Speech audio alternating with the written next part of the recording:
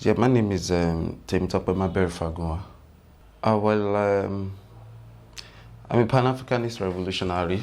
I'm an academic, and I'm also a musician, a band leader of an Afrobeat-based musical band known as Saluta Band. And I consider myself as a Pan-Africanist revolutionary because in all of these things that I'm doing, I'm only interested in one thing, which is the emancipation of the mass of black people, all over the world. So through the academia, I'm interested in how we could use it as a potent weapon in, liberating the minds of the younger ones.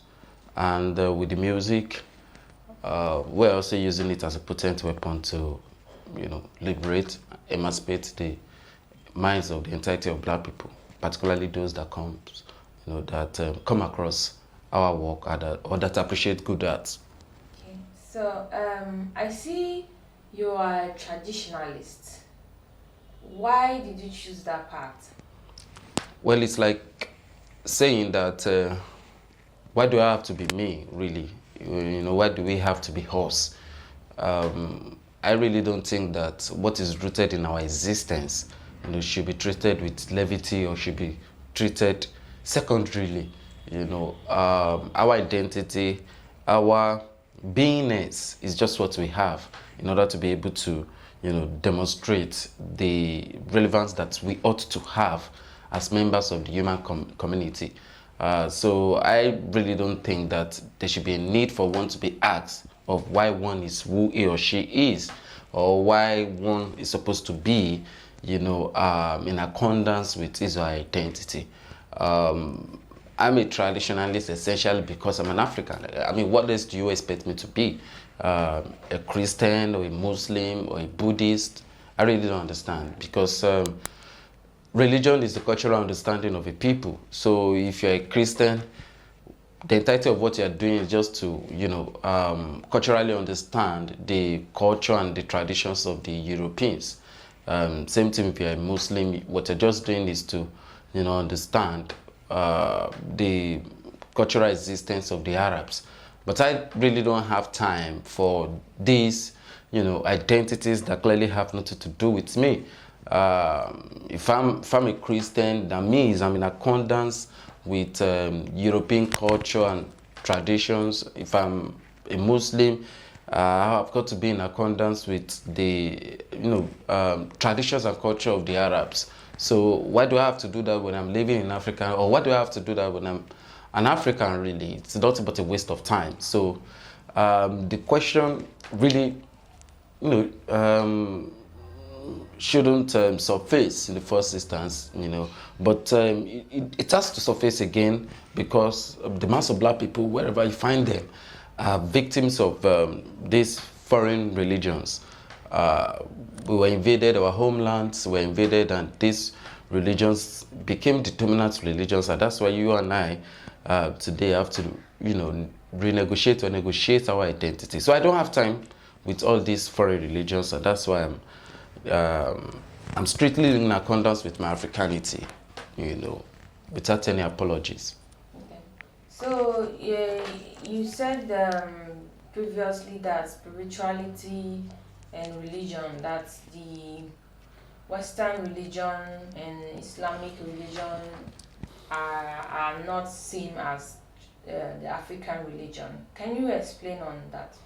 Well, firstly, I think it's a misconception to say that there is, quote unquote, in existence a concept known as the African religion. There's nothing like that, What we had indeed is the totality of what you can call an African spirituality, but not African religion, because for thousands of years the African societies existed, without any connection whatsoever with the concept of religion, and that's a big error that the media and some bourgeois elements have consistently made, and are still making, though, to say that religion is the same thing with spirituality, which is not.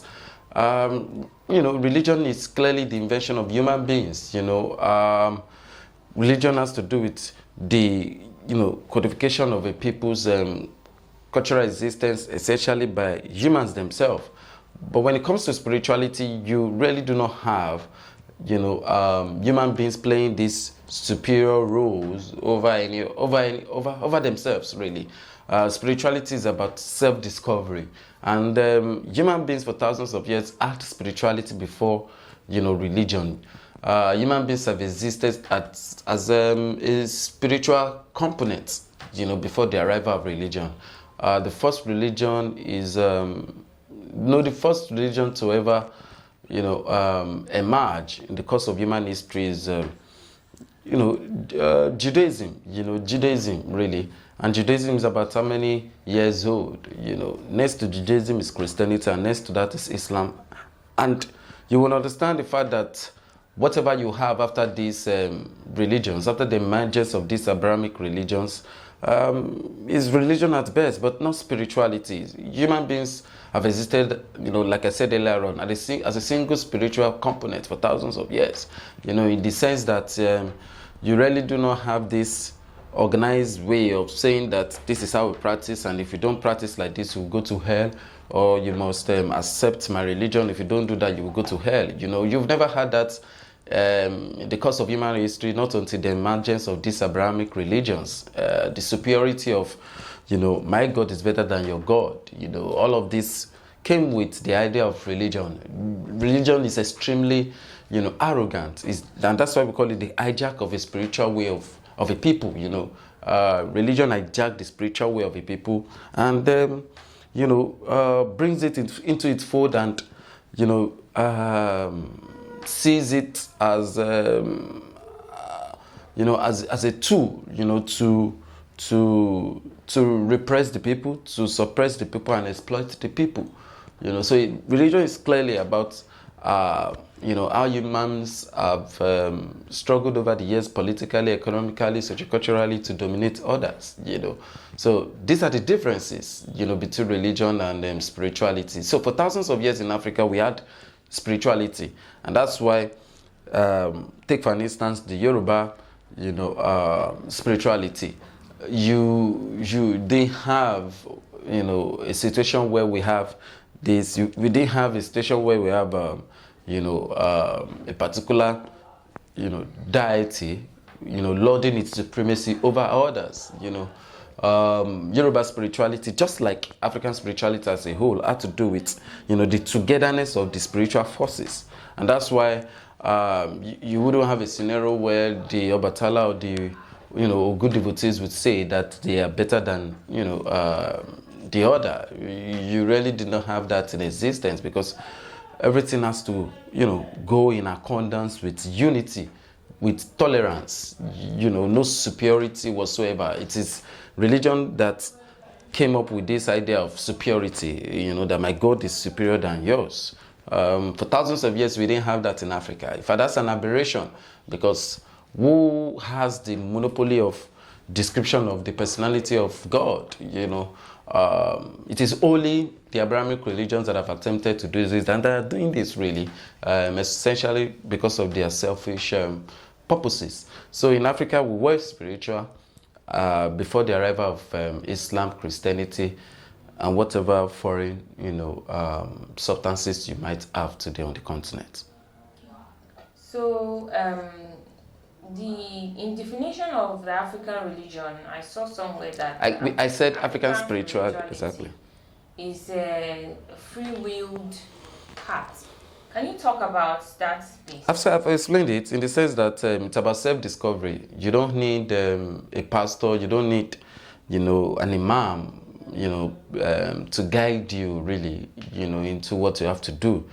It's again about self-discovery, because you can decide to venerate whatever you want to venerate, in as much as you have, high, spiritual respect for this substance, really. Under African spirituality, I might decide to have my shrine in my backyard, and, without anyone coming to tell me that his own shrine is better than my shrine. You don't have this conflict, like, it couldn't have been possible for Yoruba spiritualists rather, to have, to engage in conflict with one another during the earliest times. Why? Because almost everyone is worshipping the same thing, really. For instance, if you're into Yoruba spirituality, it is there is a necessity for you to, venerate issue. If you have anything, if you want to, in fact, reach out to the cosmological world, there is a necessity for you to venerate issue. This is common amongst devotees of Yoruba spirituality. You have got to do that. You have got to, appease issue.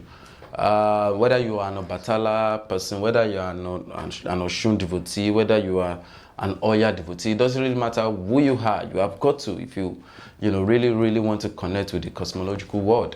So the point is that with this kind of, understanding, couldn't have been possible for you to have conflicts, amongst devotees of Yoruba spirituality and by extension African spirituality, because everything was dealt with the spirit of commonality, really commonality. So that's why spirituality would always be over and above religion, because spirituality gives room for self-discovery, self-emancipation.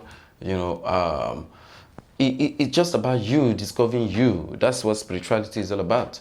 But religion is about a human discovering you. You allow a human being, with almost the same thing that you have, to discover you, all in the name of God, all in the name of your search for God. So that's why religion today is redundant, is repressive, is inherently exploitative, because these so-called laid down rules and regulations are clearly the version of, human beings to, keep you down. Many people don't understand. There's what we call etymology.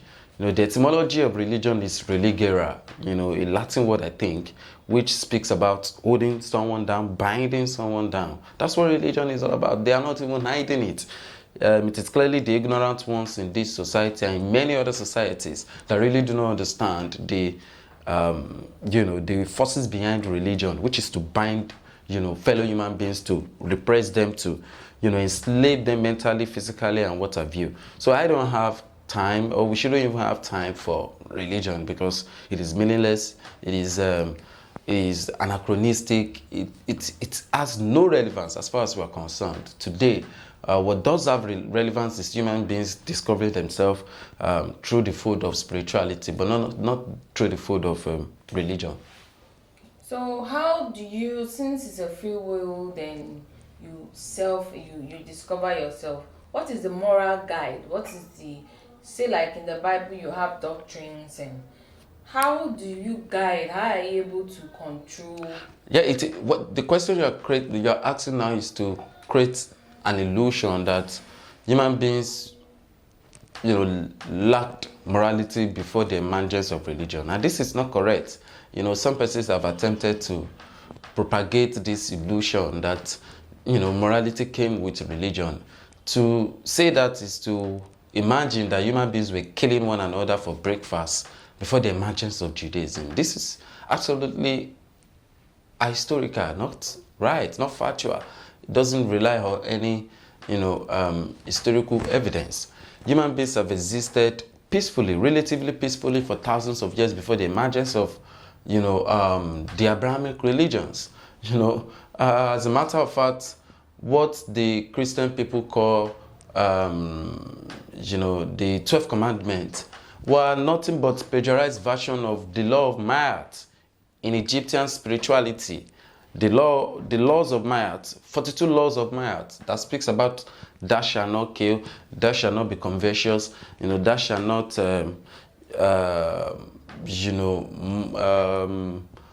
take over what does not belong to you. The laws are there, 42 laws of myant, and these laws are, were in existence before, the forces of Abrahamic religions crawled out from their caves, really. In fact, the 12th commandment, or the so-called 12th commandment, is nothing but a direct, plagiarized version of the laws of myant. So what does this teach us? It teaches us that human beings have been in existence for thousands of years, under their spiritual codes, without crisis, without conflict. Like, human beings have been guiding their existence morally before, religion crowd out. Religion really do not have that ability to be able to, enforce its moral rights on humans. Of course, if only through violence, and it is only through violence that religion can be able to do this, and which we've seen, with the emergence of the Christendom in Europe, the crisis, the crusade. Many people don't talk about it. There were a series of violence. There were a series of wars, all in the name of the spread of Christianity in earliest, in earliest history of the spread of Christianity in Europe. The era of crusade, where individuals were killed in their thousands, or just because of the necessity to spread, Christianity. I'm asking, and it's the same thing with Islam. The spread of Islam was necessitated as a result of, the urge for the, different Islamic forces, because clearly for the urge of them to be able to spread their dominance across the world, and they were able to do this through violence. Islam did not come to Africa through negotiation. Islam came to Africa through violence. Societies were raised down as a result of the spread of Islam. Should we begin to talk about how societies such as ancient Ghana, ancient Mali, were brought down clearly because some persons known as forces of the Almoravids, the Almorahads, and all of these guys, wanted to spread Islam and whatever. So, a religion that goes with violence has no moral, upstanding, really. It is nothing but a waste of time to think that a religion that came to you through violence, has that moral jurisdiction over you. It is nothing but an illusion. If that religion has moral jurisdiction over you, it is only because you have been enslaved, beautifully well. So, for me, I really don't think that it is correct to say that human beings had no understanding of morality before the emergence of the Abrahamic religions. What the Abrahamic religions did really was to have individuals now, emerging from nowhere and deciding what the moral codes of human societies have got to be, and this is selfish, because the foundation of the moral codes of whatever society should be the decision of the reasonable members of that society, the entirety of members of that society, if need be. We had that in earliest African societies. Some individuals, the group of individuals doesn't wake up one morning and say that this will be the moral code of this society. It is usually the creation and the making of, the entirety of members of that immediate society. So, I really don't think that we should be propagating the idea that religion has some moral obligations that are so important that human beings cannot do without. I will tell you, the role religion is just playing today is to give the people a false solution. It's like you imagine a drugstore. The churches, the mosques, they are not about drugstores where people go to, take the drugs, feel good about themselves, and hope that tomorrow will be better. And, because often when they leave the drugstores, they get, to meet the real society, and they're usually surprised, that, wow, like I'm back to this same society. So religion plays that. The only role it plays is just to give that false impression of what exists in the larger society. You know what it is when a pastor tells you to pray, for your poverty to come to an end. And you pray so hard, and the pastor, in fact, have no pity for you, because it would also ask you to pay some certain amount of money in spite of your level of poverty. And you have to pray for all of these hours. But, the moment you step out of the church on a Sunday evening or whatever, you're back to Nigeria. You're back to, the social realities and conditions that faces the society. That the society is faced with, so that you then begin to understand that nothing really has changed. And so it becomes a regular, routine for you. You go to the church always feeling that your tomorrow will be better through prayers and fasting, which is nothing but an illusion. No society has progressed on that basis. So the only role religion is playing today, and I give it to religion, is the institutionalization of hope. Religion is giving people false hopes, fake hopes that tomorrow will be better if only you would pray and all of that.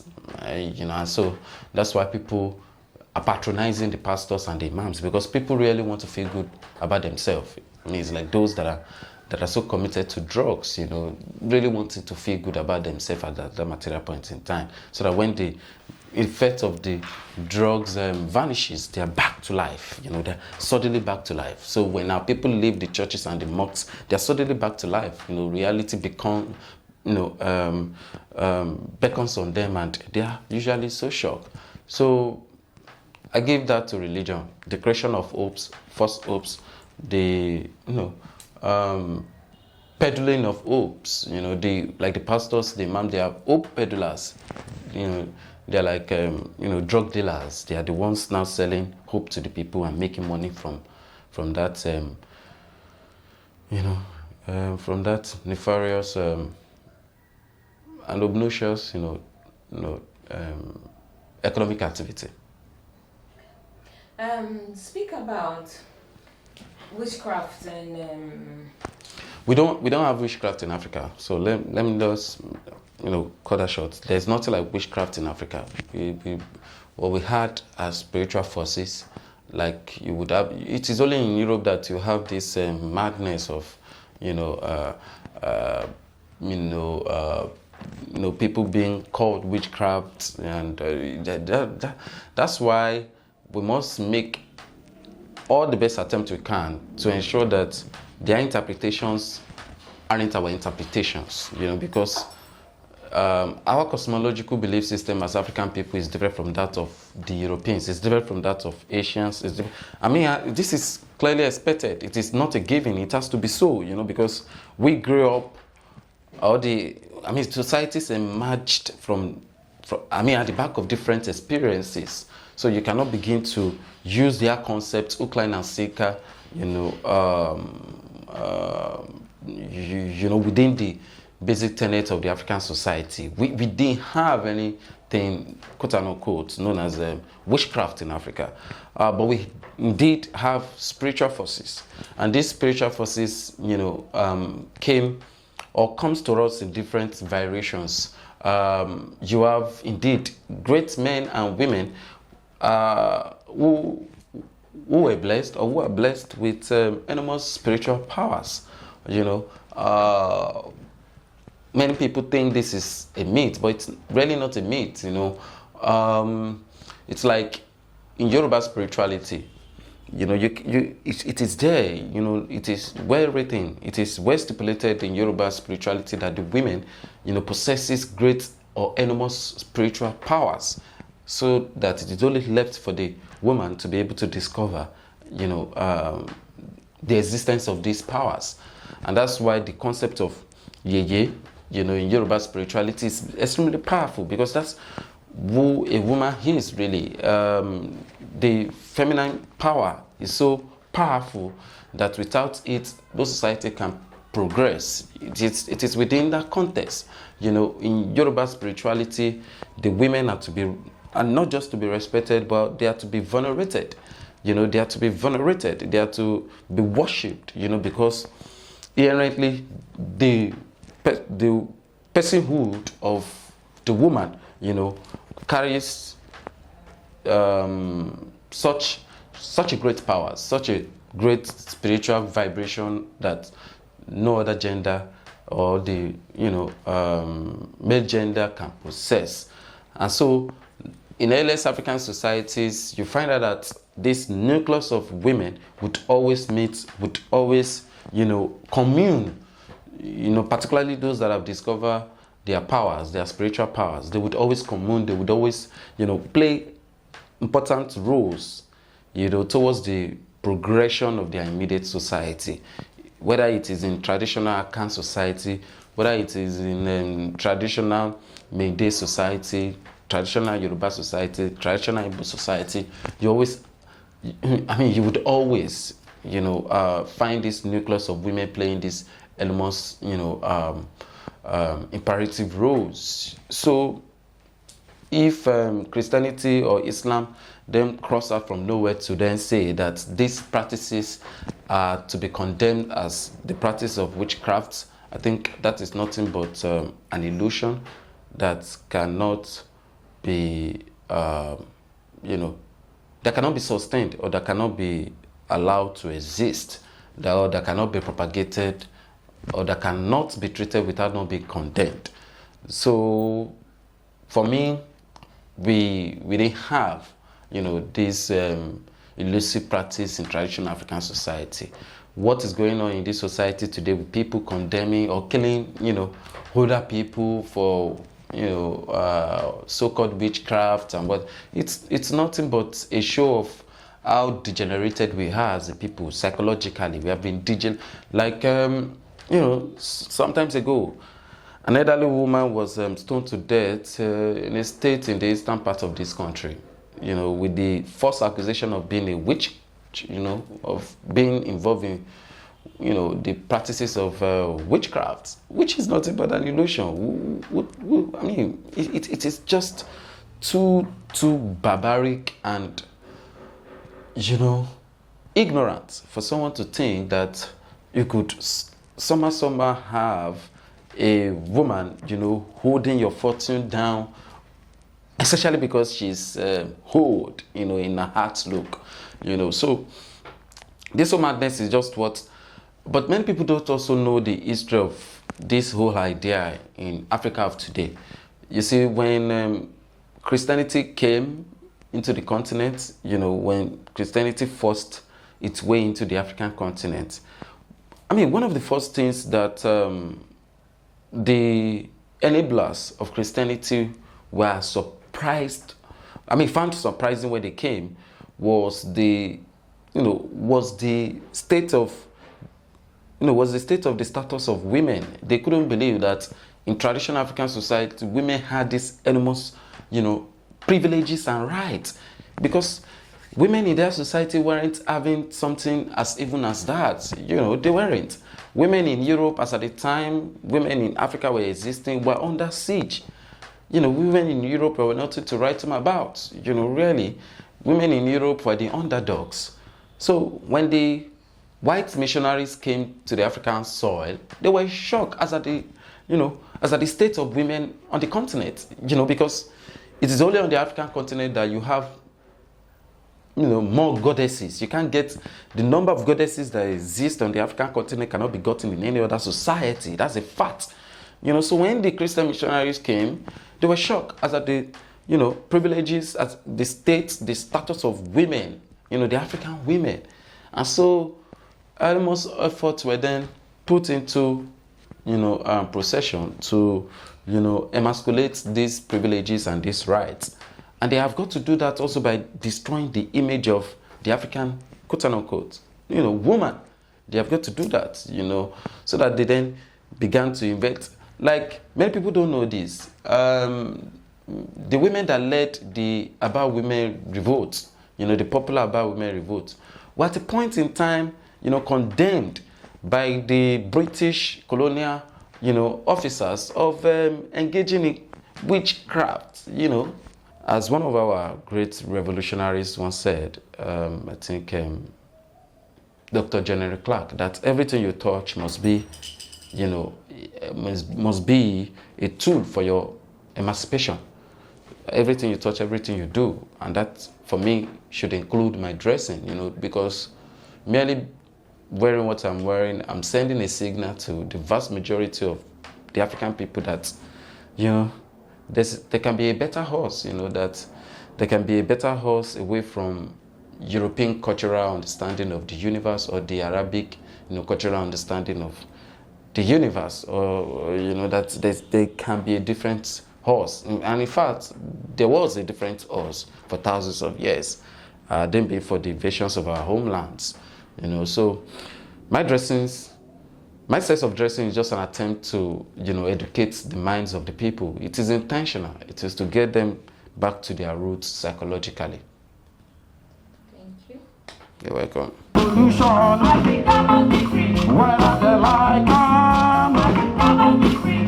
I know